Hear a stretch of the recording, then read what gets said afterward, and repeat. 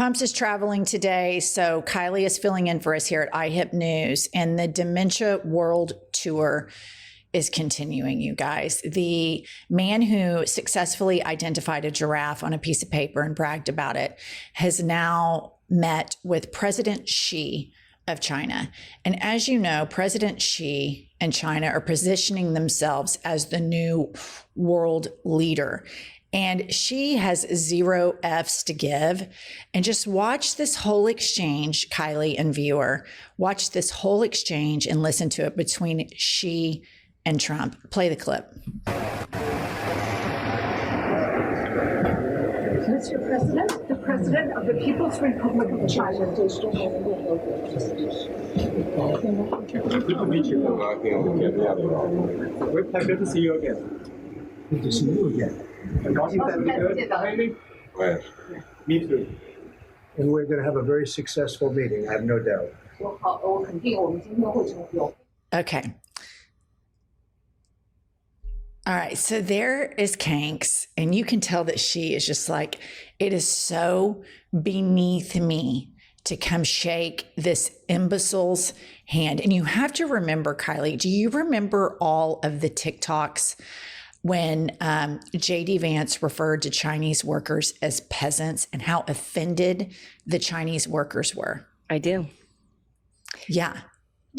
I watched this video last night, and he thinks he's an idiot, and he does not hide it, which I actually really appreciate, because I feel like other world leaders, I want them to show him how much they hate him. I want him to know.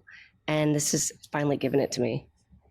I agree with that. I always think a lot of these world leaders are playing into the Putin playbook, which is to psychologically flatter him.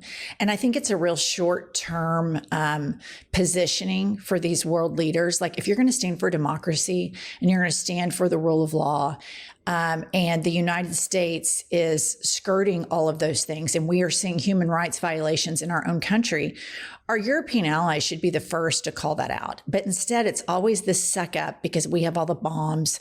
And so I love that she did this, because at the end of the day, the Chinese economy is only dependent upon the sales to America. It's only 10%.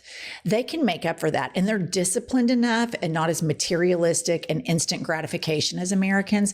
So they're kind of like, you disrespect us. You are all racist. You need us way more than we need you. And you're going to call our workforce that provides all the riffraffs and knickknacks for your online flea market, President Kanks, and you're going to be disrespectful about our workers. And I think he met him with exactly the disrespect that Kanks deserves. Okay, moving along. This was before he met with Xi. You guys, the dementia is just really off the charts. It's unbelievable. The U.S. government is shut down. The poorest Americans, military leaders, et cetera, are not going to receive their paychecks. They're not going to receive food. Kanks doesn't give a shit, and he doesn't even know who he's meeting with and what's going on. Kylie, play the clip. I met with Mr. Toyota, and we had an amazing meeting. I said, "What's your name?" Toyota. And I said, "You're rich." And he's going to invest. Okay. He says he met Mr. Toyota, and then Trump responds, "You're rich." And then Trump lies and says that Toyota says they're going to invest something like $10 billion in the United States of America. And reporting comes out after that where Toyota comes on the record and says, "No, we're not doing that." And he does all of this stuff. And I would think the biggest lead of this whole shit show of an Asian tour that starts with him bragging about acing a dementia test, him getting lost with the PM of Japan, getting humiliated by President Xi, doesn't seem to know where he is. It says in Japan that he lost the election that he actually won. I would think the lead story of all corporate news, mainstream news, New York Times, Washington Post, everybody would be, the president has full-blown dementia, 25th Amendment now. No, and the only place I've found that is places like the Daily Beast or Rolling Stone. I've gone through every headline and this whole trip, and it's President Trump makes a good point about the economy, and he doesn't. And so I agree with you, and I don't think that we can ever rely on mainstream media to start picking it up. No, they sane wash it, they provide cover, and they have normalized the absolutely abnormal. And quite frankly, it is elder abuse. And this man, it really is. I mean, the fact, and I think it's making everybody dumber, and it's making all of our institutions in our country, the credibility is eroding so much. Okay, moving along. Miles Taylor, Kylie, was a guy that worked in Trump 1.0. He's as sharp as a tack, and he is constantly speaking out because he used to be inside the Death Star in Trump 1.0. And so he has an intimate knowledge of the psychology and decision making behind kinks. And this is really chilling. Pop this up. Miles Taylor tweets, I was part of the internal Trump administration team trying to convince the president to end the shutdown in 2018 to 2019 for 35 days before people went hungry, workers lost pay, and the government services collapsed. Here's what I learned. He doesn't give a shit. And this is the biggest con out of all of the cons that this man has successfully completed. And it is convincing people that he gives a shit about them. And his words are simply that, they're words. It's a jet stream of bullshit. This man thinks the word groceries is an old-fashioned word because he's never had to go grocery shopping. He is a trust fund baby. He is a Nepo baby. I don't think he's ever been to a grocery store. He might have done one grocery store stunt on, election. But he thinks the word groceries is like some old word that his mother used to use. He is so out of touch, but more than anything, this is really a psychological analysis that he is fully incapable of empathy. He fully doesn't understand that the working class people that he is taxing more so that his fat cat rich billionaire friends can pay less in taxes, that they're suffering. He doesn't understand that somebody might go to the doctor and receive news that they have a tumor, but the pathology test that they really need to confirm it isn't covered by their insurance. He doesn't understand what any of that stuff means. This man is the poor man's idea of what a rich, smart man is. And I think because we have worshiped wealth so much in the United States of America, and we have worshiped celebrity, he has just been excused for being this complete piece of shit because he's rich. Let me ask you this. If he did understand all of those things, do you think he would give a shit? I mean, I think that those two go hand in hand. Yeah. I think not understanding those things has exacerbated his psychopathy. But that's a good point. I mean, I think his father, always probably treated him the same way he treats Don Jr. Mm-hmm. I think we have a lot of mommy and daddy issues. I don't know if you've seen the picture of his mother with it's kind of like Trump's hair, but the female version. I have. I've never seen anything like it. I read that this is going to be one of the biggest food insecurity issues since the Great Depression for Americans. And so I think you're right. It probably started from the bottom to where he does not give a shit, because I don't think that they're real people if you're not rich. I agree. I think that he sees his supporters as just transactions. They are simply transactional to him.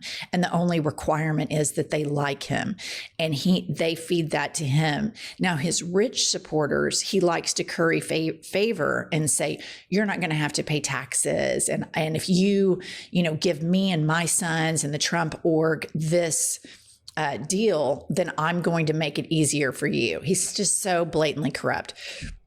So Kylie just mentioned a really good point, listener. The food insecurity that is about to hit the richest country that has ever existed in the history of this planet is going to be Great Depression levels. And one of the most religious speakers of the House, who will not shut the fuck up about how religious he is, as everybody knows, is little Moses Mike Grinder Johnson. And the Speaker of the House is an incredibly powerful position. He has a stick that he could wield. Yet, Kanks, the guy that has full-blown dementia on display on the global stage right now, has little Moses Mike Grinder Johnson's balls tucked away neatly in his Oval Office desk drawer. And Moses Mike Grinder Johnson continues to be one of the worst speakers of the House. He's absolutely number one, the most worthless American on the planet right now is Moses Mike Grinder Johnson. He continues to abdicate all of his power to a man that is a sociopath with full-blown dementia. Play the clip. Look, we give foreign policy, the execution of foreign policy, to the executive branch. That's what the president is doing right now. There's lots of nuances about that. He's involved in negotiating trade agreements around the country to great success and benefit of the American people right now. Dozens of them being worked out. He's overseas right now doing the same thing. And Okay. The question that the reporter asked there, the answer that Moses Mike was giving was to the question, what about the $40 billion that Kanks came up with to give to this whacked out nut job leader of Argentina? And he answers that he just defers to the president on all of that, and that the president is doing all of these great trade deals. These trade deals are such a disaster for the United States economy. And it's so important that people understand that these trade deals are a tax, and we are supposed to have no tax without representation. That representation starts with little Moses Mike Grinder Johnson. And he just stands there and says, I defer all of that to the president. And we can ask the fifth graders about, the co-equal branches of power. And it's his job, little Moses Mike Grinder Johnson, to say, hold up, you're telling me that you're not going to give SNAP benefits to Americans, and we're not going to pay our military, and we're not going to pay our air traffic controllers, and we're not going to pay these civil servants, but you're going to give a $40 billion bailout to Argentina because your billionaire friend is going to make a shit ton of money from it. And there was a time back in the government where the Republicans would hold other Republicans to account. And Moses Mike Grinder Johnson, it's not even a beta male, it's like a zeta male death knell to this man is so short-lived, because you can just look at Kanks and look at his brain and look at the physical manifestations of his aging and know that, like, the minute Kanks dies, little Moses Mike Grinder Johnson's career dies with him, because his whole identity is just kissing his ass. It just blows my mind, the lack of courage that these men have and how cowardice they are. And that they have the audacity to say that women are too emotional and not strong enough to be leaders, when this guy's the biggest pussy ass kisser I've ever seen in my life. Well, they all are. And put him up against Nancy Pelosi, and I'll show you which one is more of a badass. I mean, every day. Completely. That's a great point. Okay, moving along. We always have a guy who speaks moral clarity, who never gets off message. And of course, I'm talking about Senator Bernie Sanders. And I just want to leave you all with this, because all of the other stuff we talked about is so depressing. But you have to remember, there are smart, compassionate, empathetic people in this country.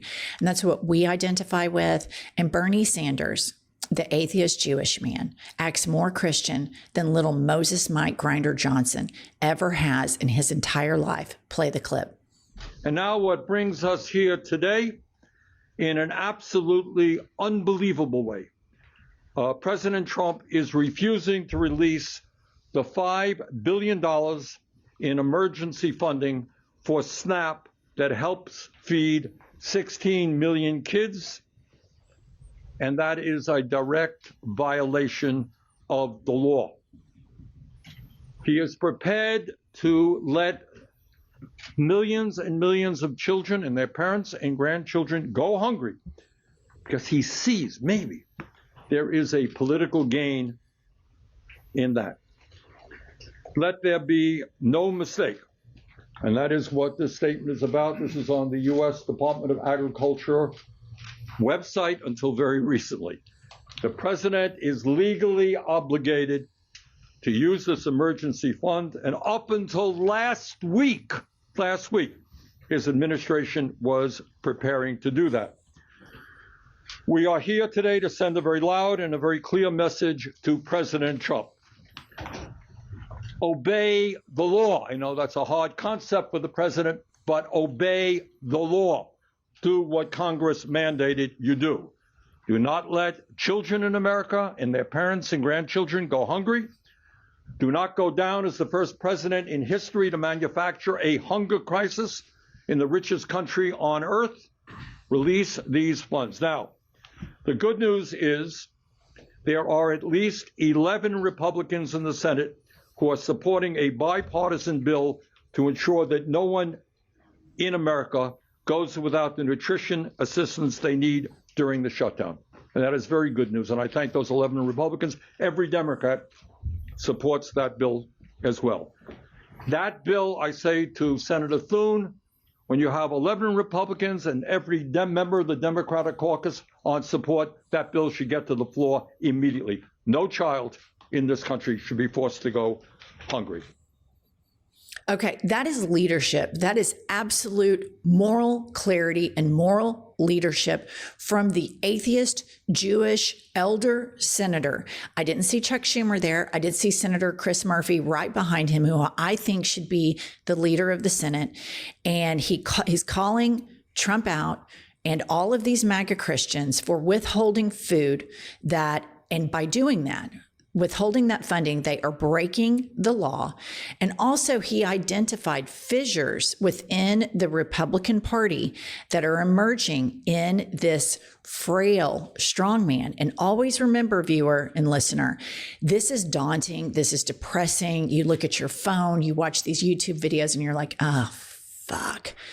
But fissures are forming, and there are more of us that care about these things than those that brazenly advertise that they don't. And little Moses Mike Grinder Johnson's days are numbered, and he will go down in history as one of the most worthless Americans ever. That is going to be his legacy. A man who lied about being this big Christ follower and didn't give a fuck about feeding the poor. He did not give a fuck about feeding the sick. And all he cares about is providing comfort to the fragile ego of a maniacal megalomaniac, dementia-ridden shit show that we refer to as Kanks. All right, that's all we have for this episode. Kylie and I will be back later with more news. Our darling Pumps is traveling today, so we're covering for her. Buy our book. It's called Life is a Lazy Susan of Shit Sandwiches. The link is right below in the show notes. See you soon.